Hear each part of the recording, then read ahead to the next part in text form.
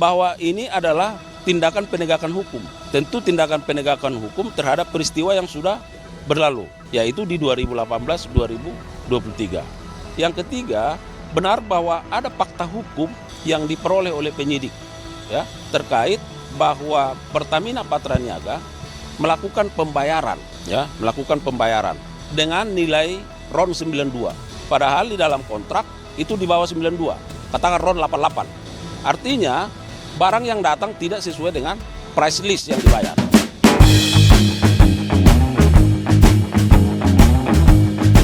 Selamat malam bro. Assalamualaikum bro. Bagaimana kabar bro? Alhamdulillah, kabar hari ini lebih baik dari hari sebelumnya. Alhamdulillah. Tapi apakah pemberantasan korupsi ini lebih baik bro? Pemberantasan korupsi ya, kalau dilihat dari banyak orang yang ditangkap itu berarti ya lebih baik bro. Pemberantasannya Ya, pemberantasannya, tapi efektifnya lebih buruk. lebih buruk gitu. Apalagi yang kena ini Pertamina, anak usahanya bro. Oh ya, Yang tahun 2018 sampai 2023 ada masalah tata kelola importasi migas yang ini udah lagi-lagi nih. Ini kasus lama yang dulu kan sempet tuh Jokowi bikin apa tuh mafia migas itu apa namanya, yang Satgas mafia migas. Itu kan ujung-ujungnya dulu mau bikin tata kelola impor migas, membersihkan lah. Ternyata mungkin ada di range tertentu, mungkin waktu itu bersih, tiba-tiba di 2018-2023 muncul lagi dan ketahuan modusnya sampai jaksaan. Kasih gambaran ini bro, yang lebih pendekatan yang lebih mudah bagi masyarakat. Ini sebenarnya pengoplosan di SPBU, apa ini main timbangan, apa gimana? ya ini yang Pertamina ini memang sih kalau gua perhatikan ya dari postingan-postingan masyarakat ini yang kekecoh juga gitu. Iya. Gua sebelum gua coba membaca beritanya agak bingung juga kok sekelas direktur Pertamina yang ditangkap mainnya apa oplosan SPBU. SPBU gitu kan. Berapa ribu SPBU mau dioplos kan? SPBU kan. Artinya kan kayaknya ada yang salah tangkap gitu. Iya, loh. iya, iya. Nah, jadi ternyata itu yang oplosan SPBU sampai ada yang dibikin tuh di TikTok viral katanya cara ngoplosnya itu kasus yang udah lama. Iya, iya, iya. Manajer SPBU melakukan pengoplosan pertalit dikasih warna. Selesai. Udah selesai. Kasus yang sekarang ditahan Direktur Pertamina ini bukan terkait dengan masalah oplosan di SPBU.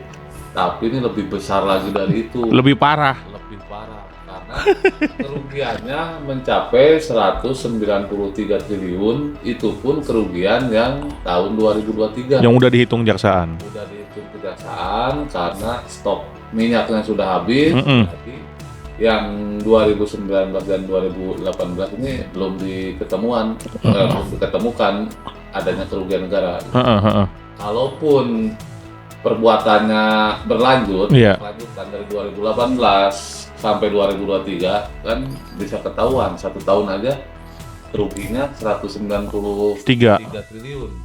Gimana kalau dihitung dari 2018? Iya. Berarti lebih besar dari kerugian negara akibat kasusnya Harvey dong. Hampir 1000 T. Hampir 1000 T. Kalau 193 dikali 5 itu kan 7 dikali 5 35 berarti 965 triliun. 965 triliun. 965 triliun itu bisa ngasih Danantara langsung bro kayaknya. Danantara aja cuma berapa 15 T. Awal-awalnya ya, kick off-nya.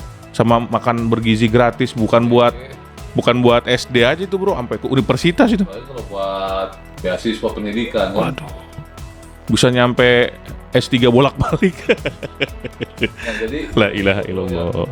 Yang harus dibedakan ya bukan soal kasus Pertamax dioplos. Iya. Tapi ini lebih pada impor minyak mentah yang harusnya kontraknya itu RON 90. Misalkan ya.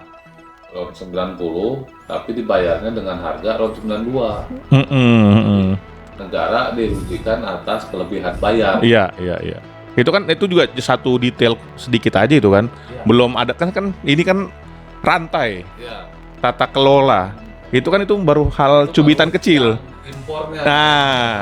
Heeh. Belum ada yang ekspornya. Nah, Kalau yang ekspor ini nggak cuma kayak gua beli dengan harga lebih tinggi. iya. Itu kan ada serentetan dan rantai karena ini kan prosesnya untuk importasi migas itu kan nggak semudah itu.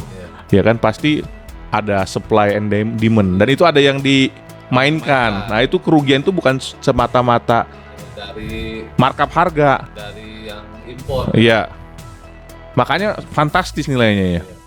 Terus yang lainnya? Nah, kalau yang lainnya itu dari soal ekspor dan ketersediaan minyak mentah Kok aneh sih? produsen lokal. Enggak. Ini kan impor migas. Ah, Tata kelola oke lah. Iya. Tapi kok berhubungan sama ekspor kan nggak nah, nyambung. Ini Ini buat orang, Iya. kan nggak nyambung nih. ya lu biasa ya, buat Kalau gua kan, ya gua juga orang bro, Oh, iya. tapi gua udah tahu. Oh,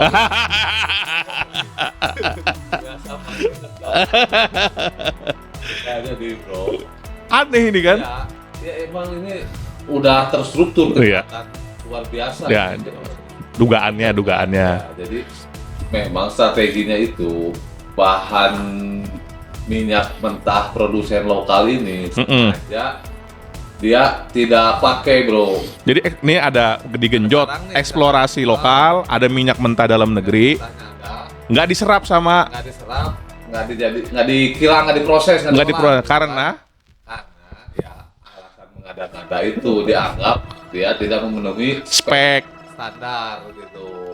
Nah, karena dianggap tidak memenuhi spek, lalu dijual lah. Berarti Ekspor kan. berarti kebutuhan dalam negeri meningkat. Ya, kebutuhan dalam negeri meningkat. Itu yang menyebabkan dasar Pertamina mengajukan impor. Oke. Kebutuhan dalam negeri meningkat. Kalau nggak ada kebutuhan dalam negeri, ya Pertamina nggak bisa dong. Iya. Ini gua butuh impor, sedangkan cadangan di dalam negeri aja masih melimpah Iya. gitu kan.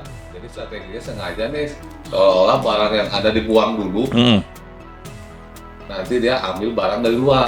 Ini berarti anak Pertamina ini kayaknya nih nonton film Three Idiots bro. Jadi salah satu cara membuat kita pintar itu adalah dengan membuat orang lain bodoh.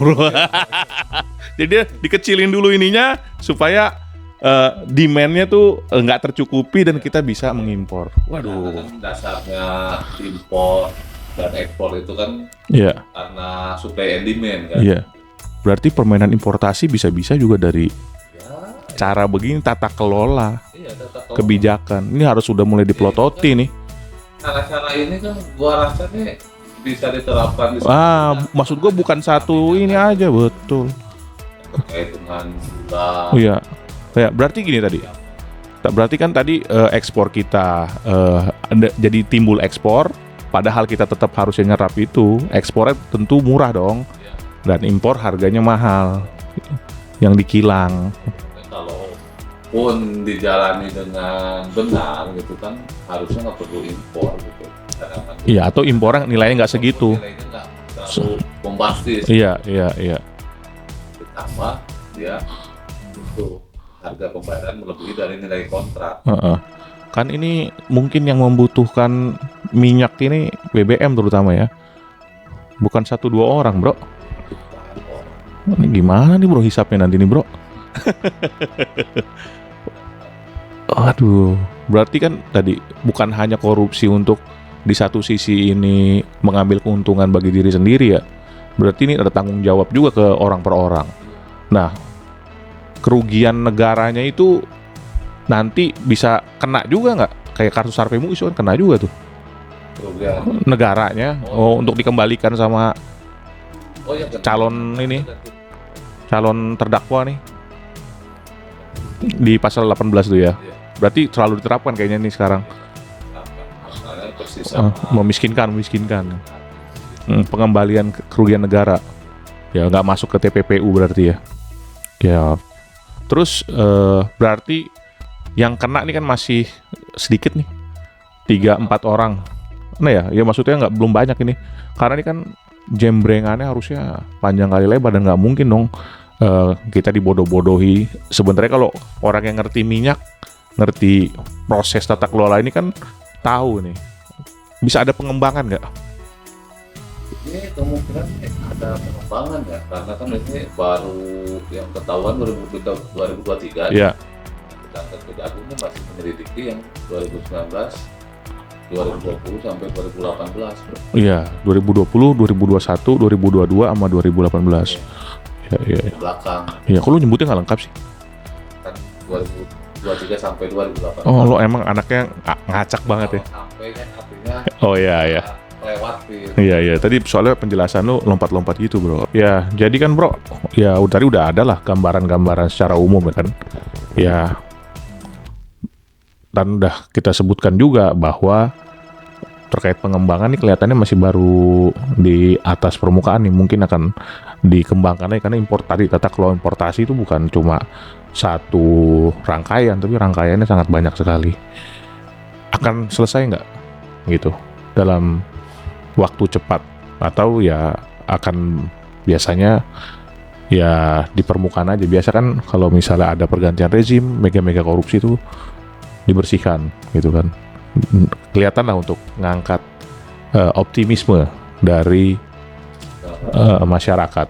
Ini bagaimana nih dengan kondisi sekarang, khususnya tadi tata kelola perminyakan ini? Kalau dibilang akan selesai atau enggak sih, gua agak ragu ya kalau masih dilanjutkan pengusutan sampai ke yang 2018. Karena kan yang 2023 aja baru ditemukan kerugiannya dan modus operandinya baru 2025 sekarang. Jadi gua rasa dengan adanya penetapan tersangka yang sekarang dilakukan oleh Kejagung itu udah cukup maksimal lah. Maksimal dalam arti sebagai pintu pembuka gebrakan pertama dari pemimpinan pemerintahan Prabowo. Jadi kalau secara politisnya nih bergeser sedikit ke politis, ya Prabowo ingin menunjukkan bahwa saat ini di masa pemerintahannya rezim sudah berganti, penegakan hukum dia gas terus, kan? Nah, dengan adanya kasus-kasus yang sekarang viral, khususnya kasus korupsi, gua rasa sudah mewakili semangatnya Pak Prabowo dalam penegakan hukum. Kalau untuk berharap sampai 2018 ini ditindaklanjuti lagi, itu akan berat, beban kejaksaan berat dalam hal karena kasusnya udah lewat dan stok minyaknya pun dikatakan menurut pihak Kejagung sudah nggak ada, udah habis. Iya. Itu yang sulit untuk di track. Iya, makanya sampai sekarang tadi yang keluar 2023 aja. Berarti ini adalah sinyal dari pergantian rezim bahwa akan ada pengelola terhadap tata kelola minyak, dan akan ada pengelola tata kelola minyak yang baru. Bukan pemain ya? Oh, enggak dong. Pengelola tata kelola minyak yang baru, yang insya Allah lebih bersih sesuai dengan pembacaan Undang-Undang Dasar tahun 1945, amandemen keempat, pasal 33. Apa Pak Prabowo? Ayat-ayat 33 ayat 1, 33 ayat 2, 33 ayat 3. Ya mudah-mudahan ini sesuai dengan hal tersebut. Gitu, bro. Bisa lebih baik lagi. Iya. Maksudnya lebih baik itu kan tadinya misalnya korupsi 100T, jadi korupsinya berkurang jadi 1T aja, itu udah perbaikan kan. Iya kan? Ya kalau sampai nggak ada sih top gitu. Oke, bro. Thank you.